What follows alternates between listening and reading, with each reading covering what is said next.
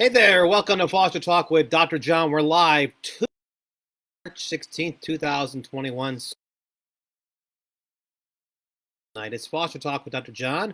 I'm your host, Dr. John DeGarmo, founder and director of the Foster Care Institute, foster parent to 60 children, recognized foster care expert, and we're here tonight, and we do it every Tuesday and Thursday night, to answer the questions that you need to give you the help that you need to make our foster parenting experience a little better. Hey, I've had 60 plus kids in my home. I know how hard it is to be a foster parent. That's why I love spending this time with you. These next 30 minutes, 7 to 7:30, we come together as foster parents, as adopted parents, as kinship parents. We come together to provide the help that we need to give each other the support resources that we all need as we care for children in crisis, care for children who have been traumatized, care for children who are feeling anxiety.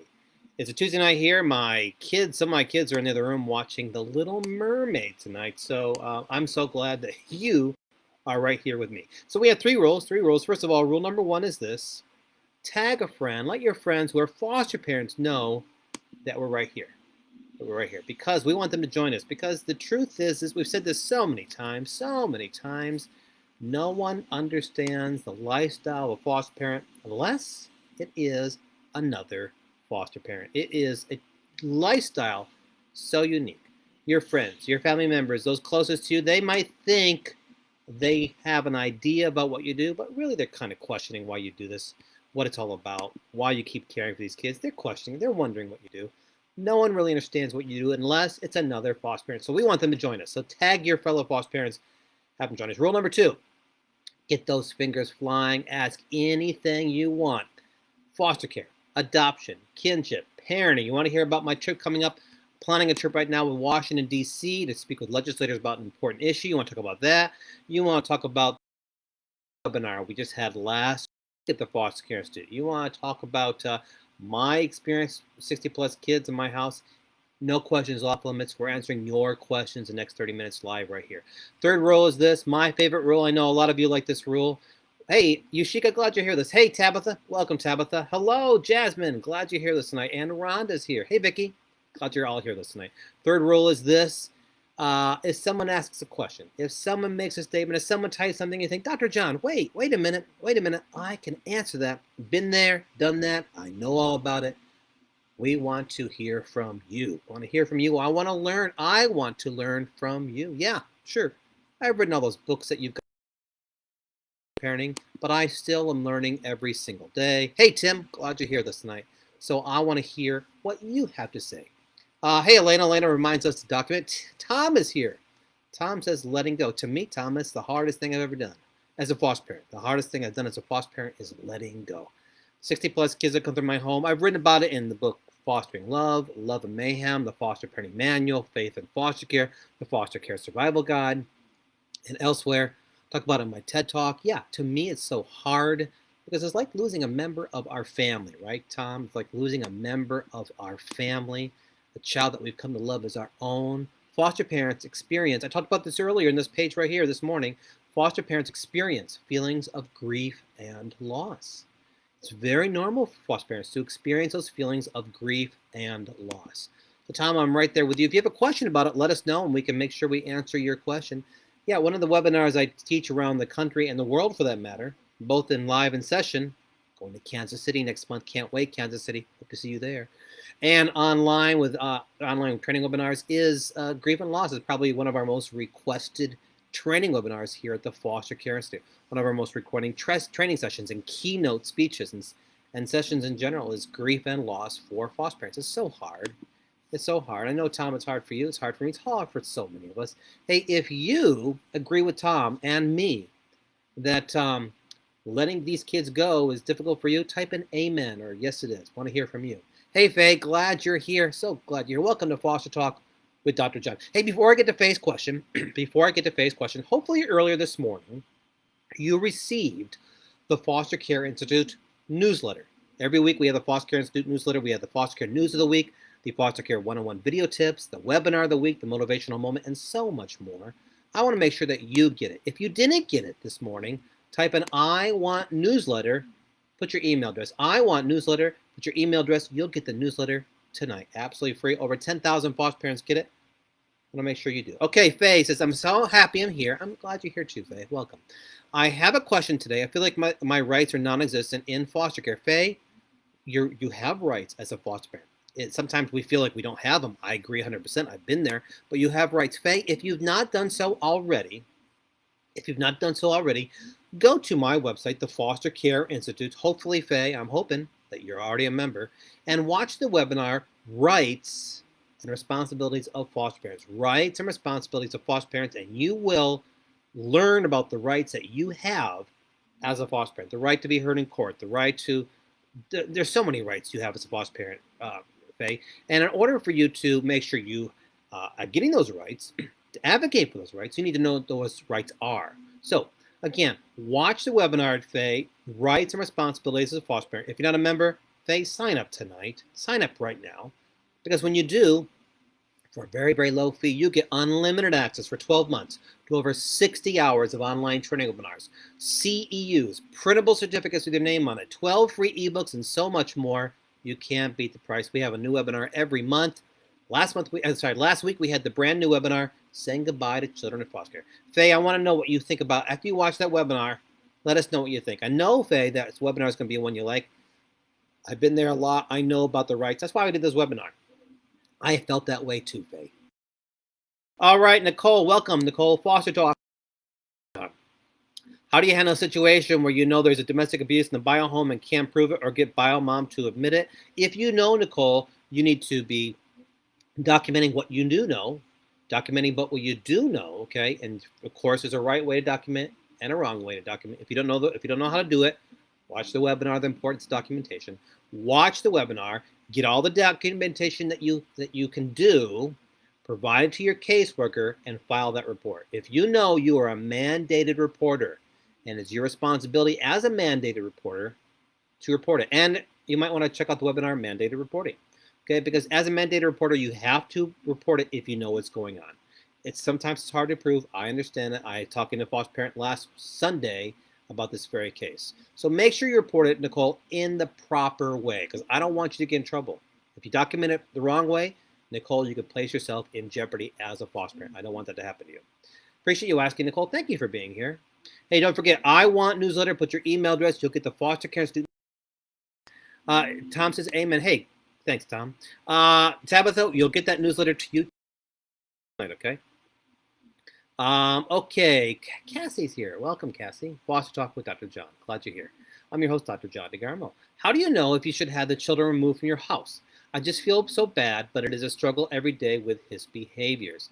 Cassie, I've had over 60 plus kids. You know, Cassie, from my book, Love and Mayhem, and my book, Fostering Love, that I've had to ask, in 60 plus kids, I've had to ask 2 children to be removed. Very, very hard decision. I felt guilty both times. It was a hard decision. I know, looking back, it was the right thing to do. So, Cassie, here's how you recognize it.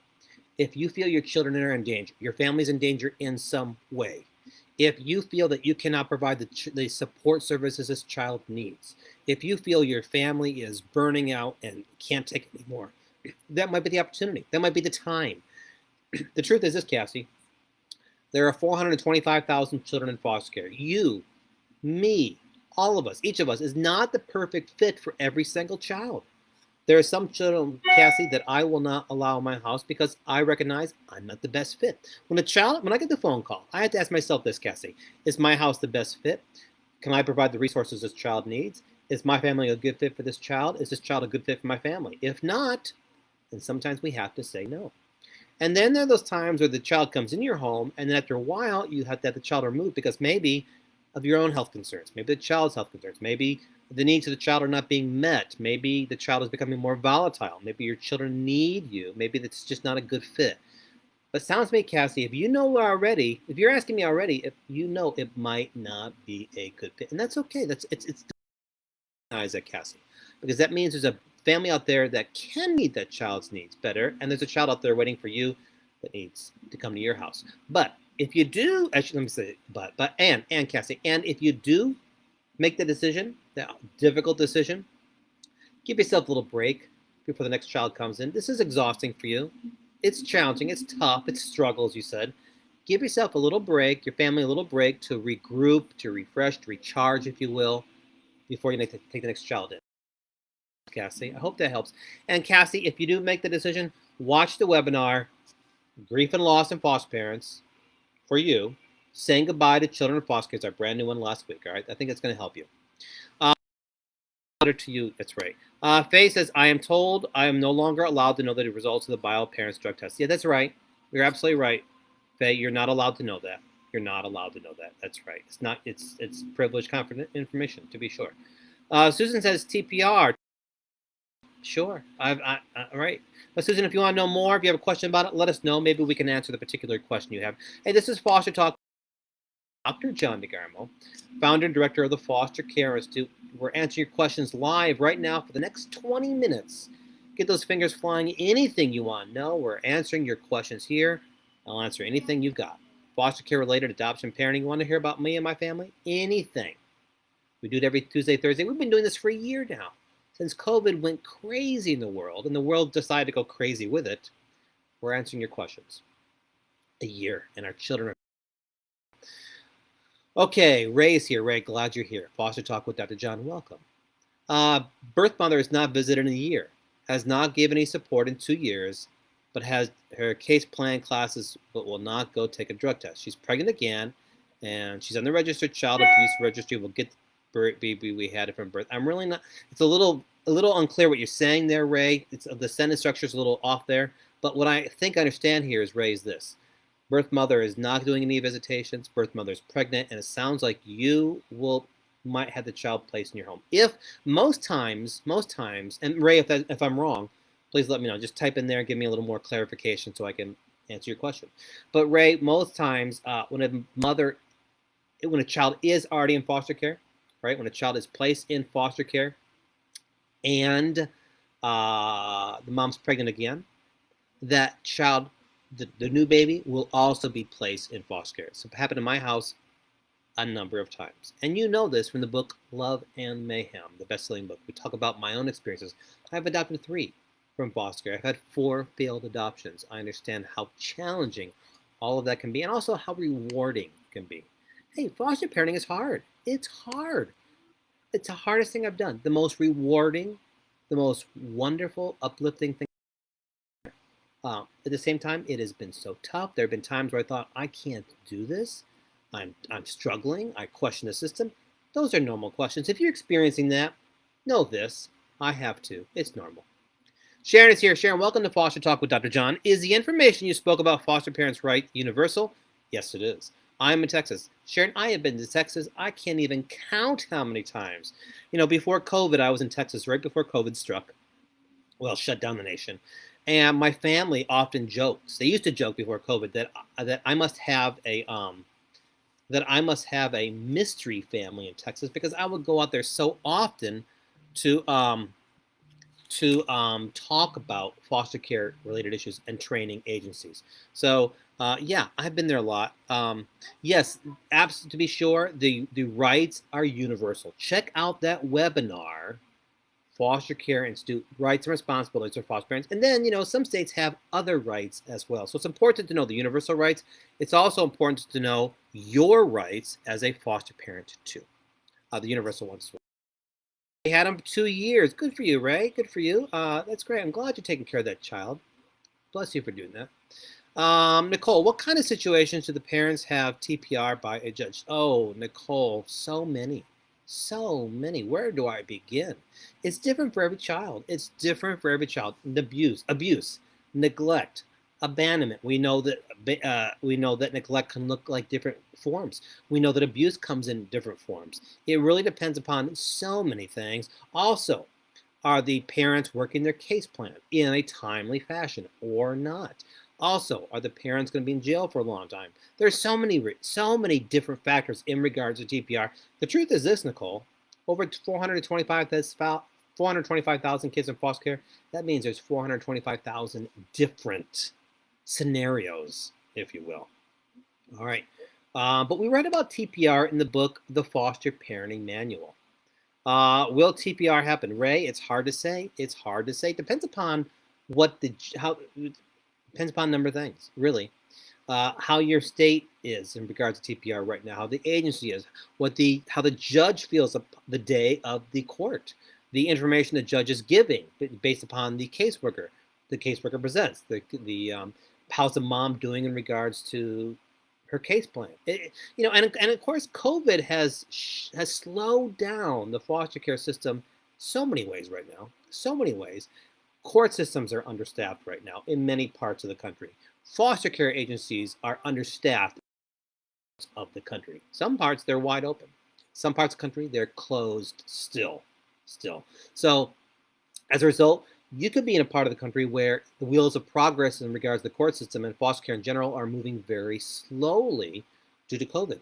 That means, Ray, that the TPR could be really slowed down. It may be taking longer to get to that process. Right? Depends upon where you're at, but the court, how the court's feeling, or the judge is feeling, the information given to the court. It depends upon so much. Ray, I can't give you a concrete answer. Say, Ray, it's this and this only, because again, it's different on so many scenarios. Ray, adopted 3. You know this from my books, right? I've had 4 failed adoptions. Again, you know this from my best-selling books. That means over half of the times TPR did not work out the way that I thought it would. All right. Appreciate you being here. Hey, got about 15 more minutes here answering your questions live. Foster Talk with Dr. John. What do you need help with? And if you're not getting the Foster Care Institute newsletter, I want to make sure you get it tonight. The Foster Care News of the Week, the Foster Care 101 video tips, the Foster Care webinar of the week. You need those webinars, right? Foster Care motivational moment, and so much more. Type in I want newsletter and your email address. I want newsletter, your email address, and we'll get it out to you. Hey, earlier today I sent out a bunch of copies of my brand new book, The Little Book of Foster Care Wisdom, 365 Days of Inspiration and Motivation for Today's Foster Parents. A lot of foster parents use it as a daily inspirational book. It's not a devotional book. That's Faith in Foster Care. This is a book that has lots of daily tips and words of encouragement. And you can order that copy at the Foster Care Institute. I'll send you a signed copy in the mail tomorrow. Marie. Hello, Marie. Welcome to Foster Talk with Dr. John. Bios are moving towards TPR. My babies just want mom and dad. Pre-trial is on the 30th. Hey, Marie, that can be wonderful, and it can also be tough. TPR course is, TPR, you said, okay. All right. Well, of course, Marie, these kids want mom and dad because it's normal for them, right? It's normal for them. TPR is a time of loss. Adoption is a time of loss, because it's a time of loss of their birth family, of their biological family members, all right? It's hard. If you adopt these children, Marie, then you have to do this for me. You need to watch the webinar, Post-Adoption Depression Syndrome. Post-Adoption Depression Syndrome. Now, here's why, Marie. 65, that's right, 65% of adoptive mothers experience post-adoption depression syndrome in some way. Just because you adopt a child doesn't mean it's a happy, including for the adoptive parents. So watch that webinar. Watch it tonight. The Foster Care Institute. And of course, I go back to it, Marie. Those little kids, sure, they want their mom and dad. It's only normal. It's only natural. It took me a while to recognize that. I can provide a safe, stable, loving, nurturing environment. At the end of the day, they want to go back home. Why? I'm not their dad. My wife's not their mom. Our norm is not their norm. Their norm is something very different than yours, Marie. It's going to be hard. It's going to be hard. Layla, is it normal to want fosters not to adopt? What happens once a child becomes adoptable? Is it normal to want fosters? I'm not quite sure what you're saying there, Layla. What happens once a child becomes adoptable? Well, I'll tell you what happens once a child becomes adoptable. Once TPR happens, Layla, then there's often a search in your city, your county, your state, sometimes even the nation, for the biological relatives, aunts, uncles, grandparents, cousins, older siblings that might adopt a child. If no biological relative is found that wants to or can adopt a child, then you as foster parents often get the first right to adopt.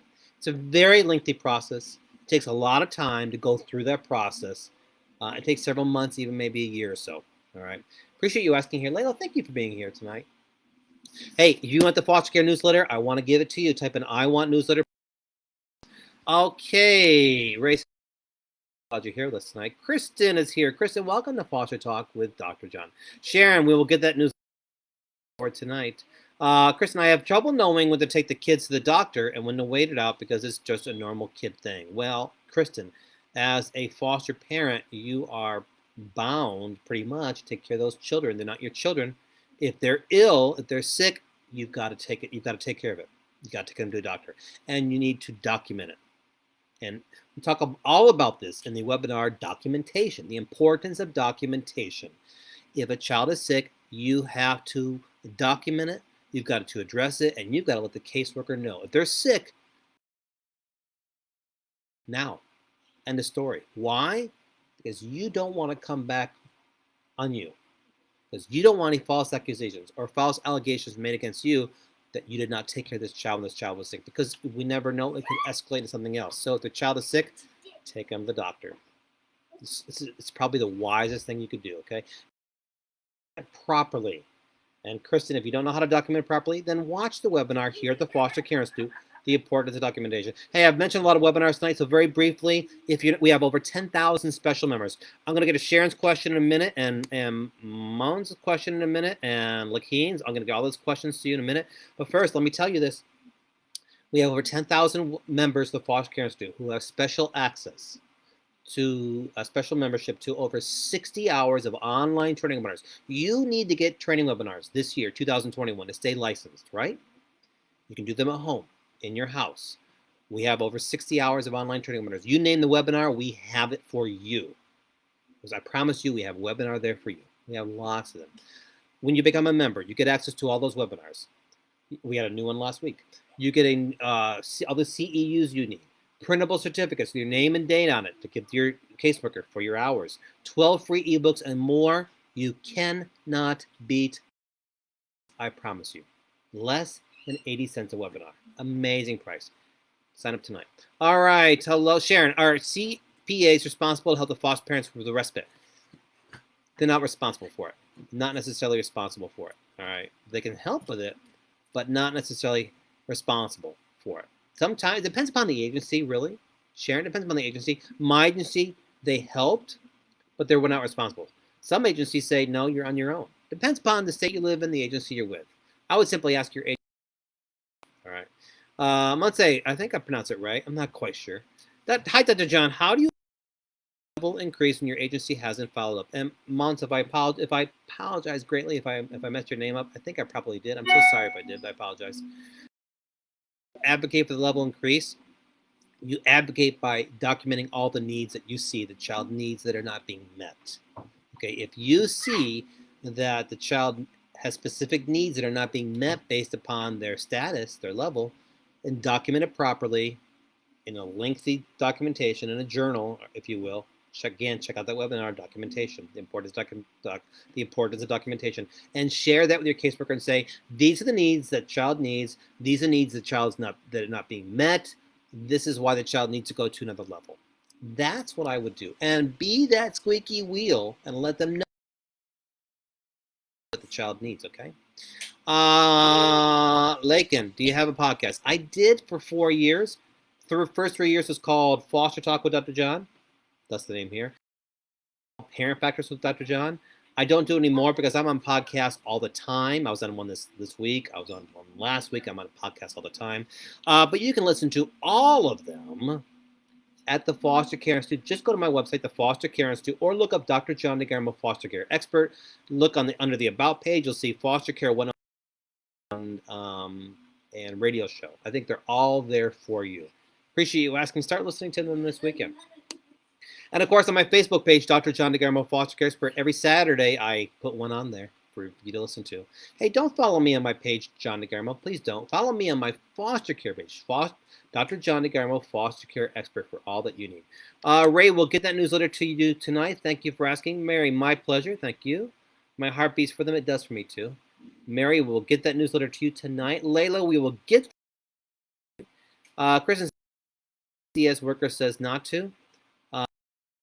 What was your question? Let's see. I have trouble knowing the. Oh, well, if the caseworker says not to, then you need to make sure you're documenting that. If the caseworker says not to take them to the doctor, make sure you're documenting that.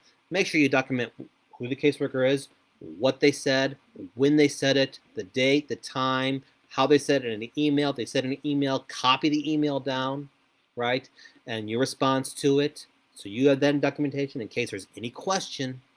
And then again, I would still take them to the doctor just to be for you, and of course a child as well, safe side. Of course, best interest of the child. Now the child's got a simply runny nose. You can give the child some, if it's just that, or a little cough, and you think it's just that. Whatever medication you give that child, again, make sure you document it. Documentation, Kristen, is so important. So important. It's the three most important words for foster parents: documentation, documentation, documentation.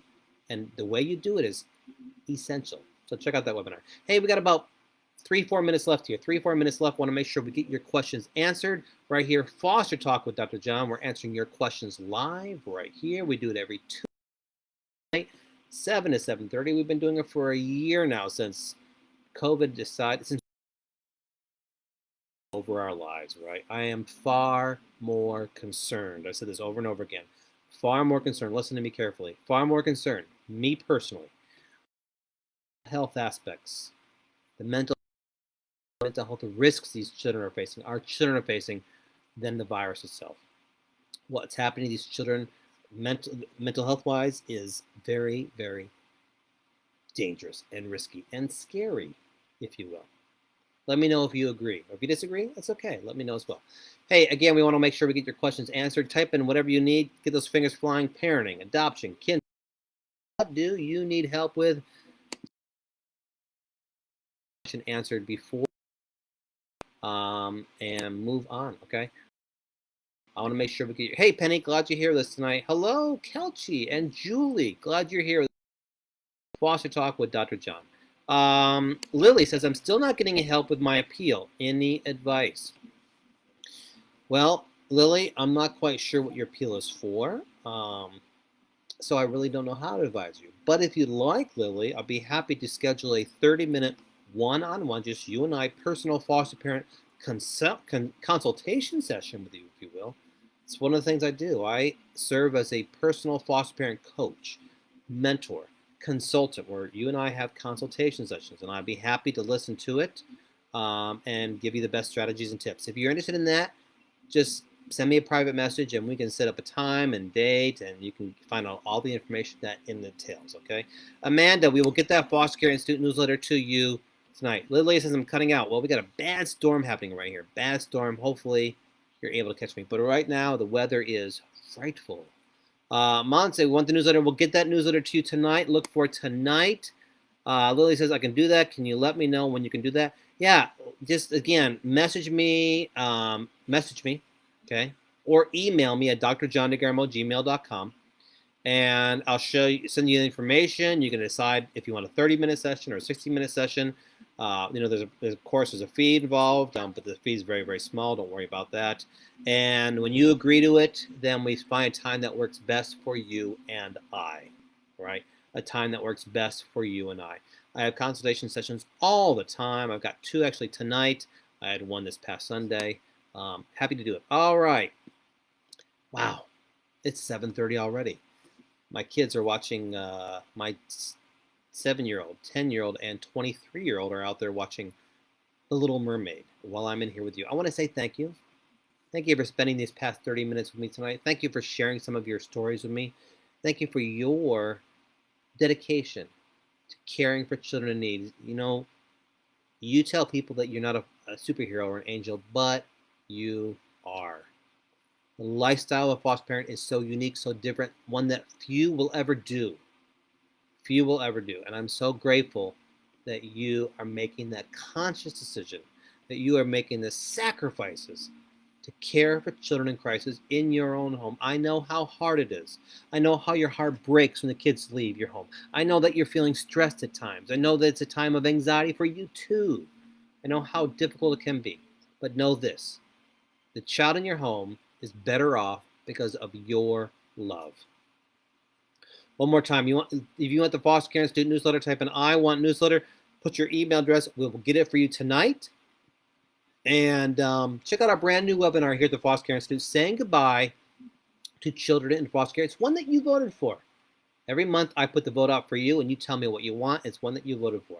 We'll be here Thursday night, right here, Thursday night, Foster Talk with Dr. John, 7 to 7:30. I hope to see you then. Thanks for all that you do. And thanks for joining. Bye-bye.